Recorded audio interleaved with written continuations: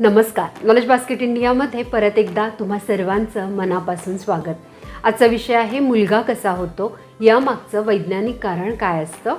तर यूट्यूबवर सगळ्यात जास्त सर्चेस म्हणजे सगळ्यात जास्त शोध हा मुलगा कसा होतो, मुलगा होण्यासाठी काय उपाय आहे, या गोष्टींवर केला जातो. हा विषयच इतका सेन्सिटिव्ह आहे ना. मुलगा हवाच, मुलगा म्हणजे वंशाचा दिवा, माझं आडनाव पुढं कसं राहणार, माझं नाव पुढं कसं राहणार, या सगळ्या गोष्टी भारतीय समाजामध्ये अजूनपर्यंत आहेत आणि त्या खूप खोलवर रुतलेल्या आहेत. अजून त्या बाहेर निघालेल्या नाहीत आणि त्याला अजून कोणी नष्टही करू शकलेलं नाही आहे. पण मुलगा असावा असं वाटणं काही चुकीचं नाही आहे, पण मुलगी नसावी हे वाटणं मात्र खरंच चुकीचं आहे. या व्हिडिओमुळे तुमचे सगळे डाऊट्स क्लिअर होणार आहेत आणि जीवनाकडे बघण्याचा तुमचा दृष्टिकोन अजून जास्त क्लिअर होणार आहे. तर व्हिडिओ शेवटपर्यंत बघत राहा. महाराष्ट्रात मागे एका कीर्तनकारांनी वक्तव्य केलं होतं. त्यांनी म्हटलं होतं, स्त्रीसंग समदिवसात झाला तर मुलगा होतो, स्त्रीसंग विषमदिवसात झाला तर मुलगी होते आणि अशीव वेळेला झाला तर खानदान मातीत घालणारी संतती जन्माला येते. म्हणजेच काय तर टायमिंग हुकलं तर क्वालिटी खराब, असे त्यांचे उद्गार होते, असे त्यांचे शब्द होते. आता त्यांचं म्हणणं जे होतं ते पुरातन शास्त्रांना अनुसरून होतं असं काही लोकांचं म्हणणं होतं. आणि हा विषय इतका सेन्सिटिव्ह आहे की त्यांना न मानणारी लोक किंवा विज्ञानाला मानणारी लोक हे जर याच्यावर वादळ निर्माण करणार नाही तर मग तो विषय कसला. आणि त्याचमुळे या विषयावर महाराष्ट्रात एक मोठं वादळ निर्माण झालं. तर आता आपण याच विषयावर वैज्ञानिक माहिती घेणार आहोत.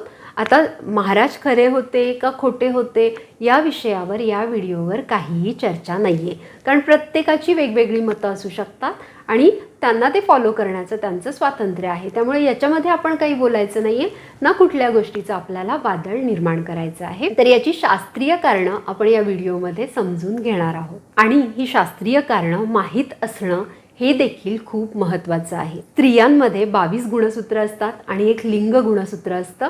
लिंग गुणसूत्र असतं XX आणि पुरुषांमध्येही 22 गुणसूत्र असतात आणि एक लिंग गुणसूत्र असतं.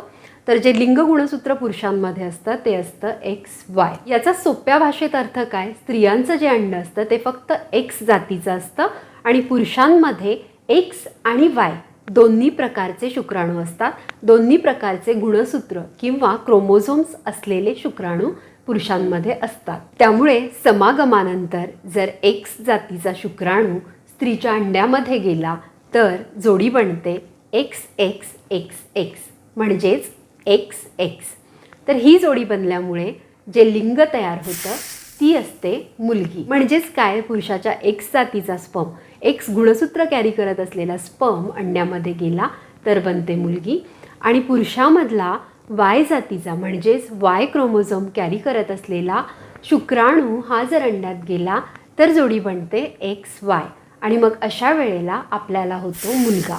तर हे आहे याच्या मागचं शास्त्रीय कारण. म्हणजेच काय, XX गुणसूत्रांचं मिलन झालं तर जन्माला येते मुलगी आणि X आणि Y गुणसूत्रांचं मिलन झालं तर जन्माला येतो मुलगा. एका संशोधनानुसार असं आढळून आलेलं आहे की Y क्रोमोझोम कॅरी करत असलेले शुक्राणू हे फास्ट स्विम करतात आणि फास्ट अंड्याजवळ पोहोचतात, परंतु हे शुक्राणू अल्पजीवी असतात आणि X क्रोमोझोम कॅरी करत असलेले शुक्राणू हे खूप सावकाश अंड्यापर्यंत पोहोचतात, कारण ते आकाराने देखील मोठे असतात. ते जास्त काळ गर्भाशयामध्ये गर्भनलिकेमध्ये तग धरू शकतात. तर तुम्ही असं म्हणाल की अंड्यापर्यंत पोहोचायला 1-2 दिवस यांना उशीर होतो का, तर असं काही नसतं. हे अगदी मायक्रो मायक्रो मायक्रो सेकंडचा याच्यामध्ये फरक असतो जो निग्लिजिबल आहे ॲक्च्युली. आता यात गंमत अशी आहे की हे सगळं इतकं बॅलन्स्ड असतं कारण शुक्राणूंची जी संख्या असते ना ती अगदी लाखोंमध्ये असते आणि मग त्याच्यामध्ये तग धरणं, फास्ट, स्लो याचा जास्त काही फरक पडतच नाही. आणि मग याच्यामध्ये या लाखो स्पर्म्समधून एक विनर शुक्राणू आणि मग तो Xसुद्धा असू शकतो किंवा Yसुद्धा असू शकतो. तो विनर शुक्राणू हा गर्भाचं लिंग ठरवतो. त्यामुळे जरी हा उशिरा पोचला आहे, त्याने जास्त तग धरला आहे, याचा तुमच्या गर्भलिंगावर काहीही फरक पडत नाही ना. त्याच्यामुळे ठरतं की मुलगा होणार आहे की मुलगी. जो जिंकतो तो स्पर्म गर्भाचं लिंग ठरवतो.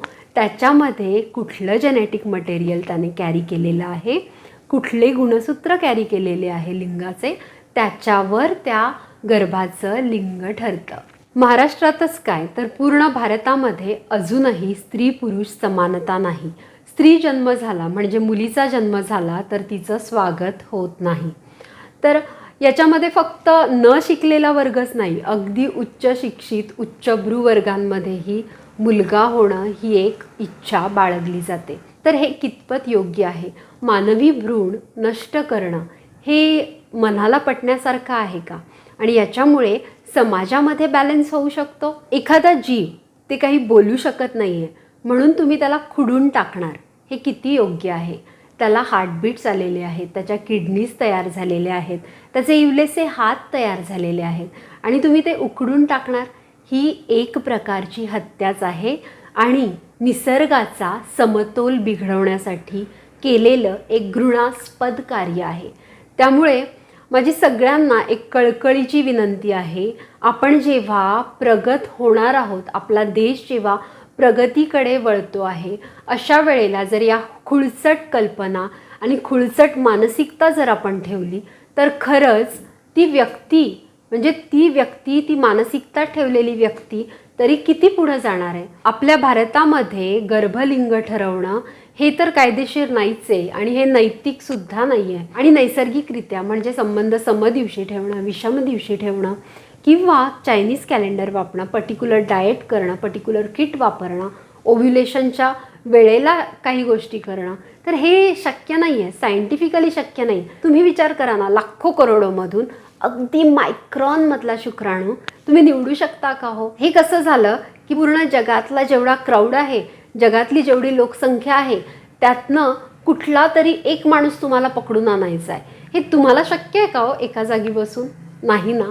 अगदी तसंच आहे, खूप साऱ्या गोष्टींमधून एक मायक्रॉन आपल्याला निवडणं शक्य नाही. त्यामुळे गर्भनिश्चिती करण्यासाठी जर तुम्ही काही सर्च करत असाल तर तुम्ही त्यातून बाहेर पडा, यातनं काहीही फ्रूटफुल होणार नाही.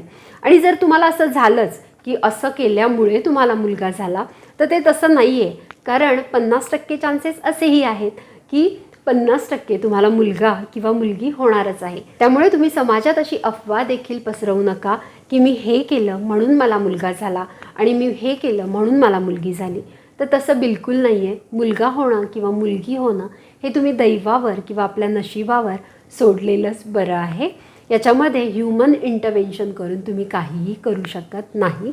आपल्या भारतात तरी ते शक्य नाही. व्हिडिओ बनवण्याचा फक्त एक उद्देश होता की तुम्हाला मुलगा होऊ दे म्हणजे तुमच्या घरी राम जन्मू दे किंवा तुम्हाला लक्ष्मी जन्मू दे, दोघांना समान वागवा आणि मुलाच्या पाठीमागे धावू नका, तर एक सुदृढ छान गोंडस गुटगुटीत बाळ आपल्याला कसं जन्माला येईल याच्याकडे तुमचं लक्ष केंद्रित करा. मग बघा, या जगण्याचा एक स्वच्छंद आनंद तुम्ही लुटू शकता.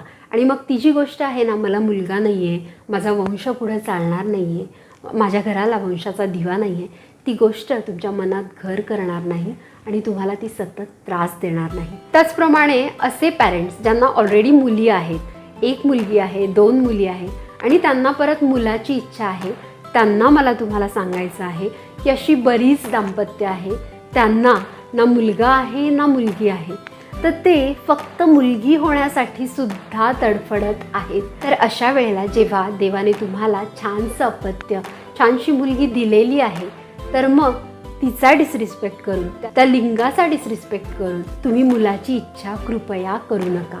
कारण अपत्य असणं हीच एक खूप मोठी गोष्ट आहे. हे तुम्हाला आत्ता कळलं तर खूप बरं होईल.